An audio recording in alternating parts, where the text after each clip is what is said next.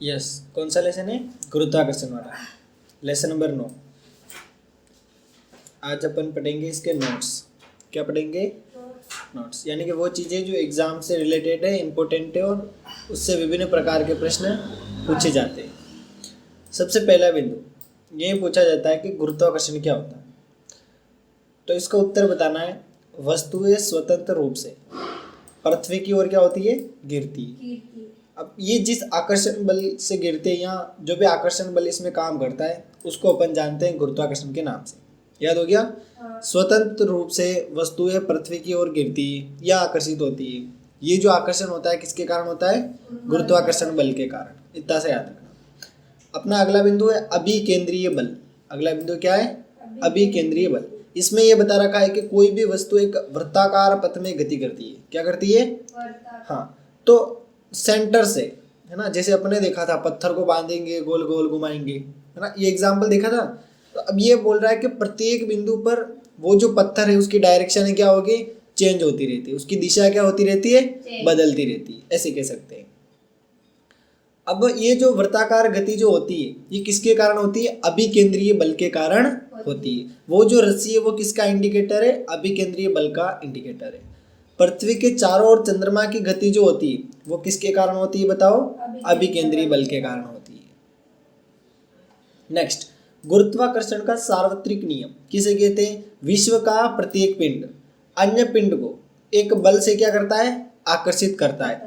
ये जो आकर्षण बल होता है ये दोनों पिंडों के द्रव्यमान के तो गुणनफल में के समानुपाती और बीच की दूरी के वर्ग के व्युत्क्रमानुपाती होता है। इसका फॉर्मूला भी हमें याद रखना है। ये छोटी सी डेफिनेशन या इस नियम को याद रखना है और इसका फॉर्मूला भी याद रखना है। F बराबर G m1 m2 upon D square. Correct है? ये चीज है। अगला है मुक्त पतन। पृथ्वी वस्तुओं को अपनी तरफ क्या करती है? आकर्षित करती है। तो ये गुरुत्वीय बल के कारण भी होता है। किसके कारण? गुरुत्वीय बल के कारण भी होता है। तो इस प्रकार स्वतंत्र रूप से जो वस्तुएं पृथ्वी पर गिरती है इसको अपन मुक्त पतन के नाम से भी क्या करते हैं? जानते हैं। क्लियर? नेक्स्ट, अगला बिंदु है गुरुत्वीय त्वरण। अगला बिंदु क्या है? गुरुत्वीय त्वरण। इसमें बता रखा है पृथ्वी के गुरुत्वीय बल के कारण उत्पन्न त्वरण गुरुत्वीय त्वरण कहलाता है। क्या कहलाता है? हाँ, पृथ्वी का जो गुरुत्वाकर्षण बल लगता है, गुरुत्वीय बल लगता है, उसके कारण जो त्वरण उत्पन्न होता है उसको अपन किस नाम से जानते हैं? गुरुत्वीय त्वरण के नाम से। इसको किससे दर्शाते हैं बताओ? स्मॉल g से दर्शाते हैं। इसका मात्रक है मीटर प्रति सेकंड इनवर्स। अगला बिंदु है द्रव्यमान। क्या है बताओ? द्रव्यमान। इसमें अपन को ये बताना है वस्तु के जड़त्व की माप क्या कहलाता है? द्रव्यमान। यानी कि जितना वस्तु का जड़त्व है उतने वस्तु का क्या होगा? द्रव्यमान। यानी कि जड़त्व ज्यादा है तो द्रव्यमान भी ज्यादा, जड़त्व कम तो द्रव्यमान भी कम। जड़त्व बढ़ने के साथ साथ द्रव्यमान भी क्या होता है? बढ़ता है। और एक जगह से दूसरी जगह जाने पर भी द्रव्यमान का मान बदलता नहीं है, सेम रहता है, ऐसे कह सकते हैं। यानी कि किसी कोई वस्तु यहाँ पड़ी है और कहीं और भी पड़ी हुई है तो अब ये चीज यूनिवर्सल है ना, जितना द्रव्यमान होगा उतना ही रहेगा। ये जरूर है कि उस पर ग्रेविटेशन फोर्स कितना लग रहा है, विरोधी बल कितने लग रहे हैं, वो चीज उसको थोड़ा सा कम ज्यादा कर सकती है। बाकी द्रव्यमान सभी जगह सेम रहता है, बाहर अलग अलग जगह बदल सकता है। ये चीज अपन अलग से समझ सकते हैं। जैसे अगला दे रखा है भार का। भार में क्या बता रखा है? वस्तु के द्रव्यमान में पृथ्वी के आकर्षण बल को जोड़ देते हैं। कोई भी वस्तु है उसका एक निश्चित द्रव्यमान है, उस द्रव्यमान में हम क्या करते हैं? भार को जोड़ देते हैं या पृथ्वी के आकर्षण बल को जोड़ देते हैं, तो ये अपना भार कहलाता है। क्लियर? सिंपल सी परिभाषा है। द्रव्यमान जो होता है उसमें भार नहीं जुड़ता है और एक जो होता है उसमें क्या होता है? जुड़ जाता है। यस, भार त्वरण पर निर्भर करता है। किस पर? त्वरण पर। ऊर्ध्वाधर दिशा में नीचे की ओर भी ये लगता है और इसके परिणाम और दिशा दोनों क्या होते हैं? दिखाए जाते हैं। एक मिनट में आ रहा हूं, है ना।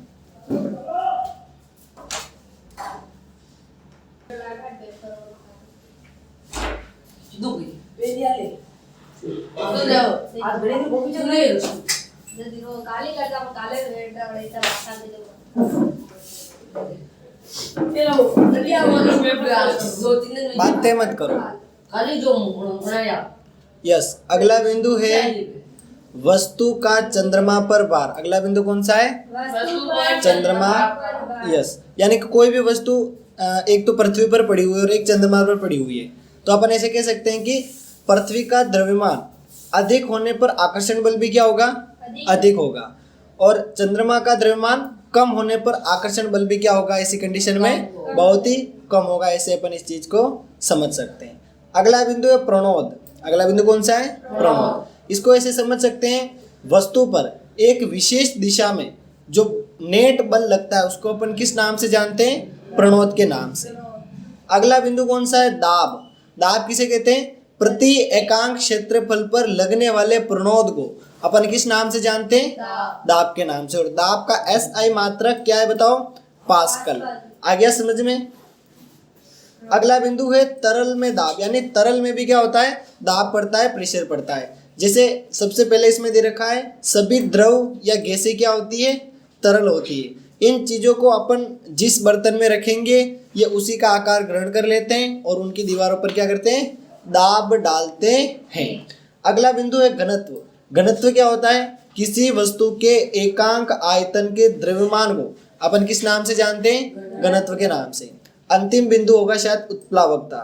अंतिम ही है, हाँ। उत्प्लावकता में क्या होता है, तरलों द्वारा वस्तु पर गुरुत्वाकर्षण बल के विपरीत दिशा में बल लगाया जाता है, जिसको अपन किस नाम से जानते हैं, उत्प्लावकता के नाम से। गुरुत्वाकर्षण वस्तुओं को नीचे की ओर खींचता है, लेकिन वस्तुओं पर नीचे से ऊपर की ओर एक बल लगता है, जिसको अपन किस नाम से जानते हैं, उत्प्लावकता के नाम से जानते हैं। द्रव्य के घनत्व से कम घनत्व की वस्तुएं द्रव में क्या होती है, तैरती है, और अधिक घनत्व की वस्तुएं द्रव में क्या होती है, डूब जाती है। कल मैंने सिखाया था, कल या परसों जो भी क्लास हुई थी उसमें। नेक्स्ट अगला बिंदु है आर्किमिडीज का सिद्धांत। कौन सा सिद्धांत, आर्किमिडीज का सिद्धांत। ये सिद्धांत ये कहता है कि जब किसी वस्तु को तरल में या तो पूर्ण रूप से डुबो देते हैं या थोड़ा से अपन डुबोते हैं तो वो एक बल का अनुभव करते हुए वो बल ऊपर की ओर लगता है। किस ओर लगता है, ऊपर की ओर। ये जो बल होता है, या ऐसे कह सकते हैं कि ये जितना भी बल उस वस्तु पर लगता है ये उस वस्तु द्वारा हटाए गए जो भी जगह है उसके बराबर होता है। यानी कि जितना किसी बोतल को भी अपन उल्टा करके पानी में डुबो रहे हैं तो ऊपर की ओर बल का अनुभव कर रही है ना, तो ये चीज किसके इक्वल होगी, जितना पानी उसके द्वारा हटाया गया है उसके इक्वल होगी। समझ गए। अगला बिंदु है अपेक्षित घनत्व। पदार्थ का घनत्व तथा पानी के घनत्व का अनुपात क्या कहलाता है, अपेक्षित घनत्व कहलाता है। जिसे औसत निकालते हैं वैसे ये चीज होती है। यहाँ तक समझ में आ गया कि नहीं, बस ये तुम्हारा लेसन कंप्लीट है। ठीक है, हाँ बस यही चीज, और इसमें कुछ है नहीं, सारे काम की चीज मैंने बता दी है तुम्हें।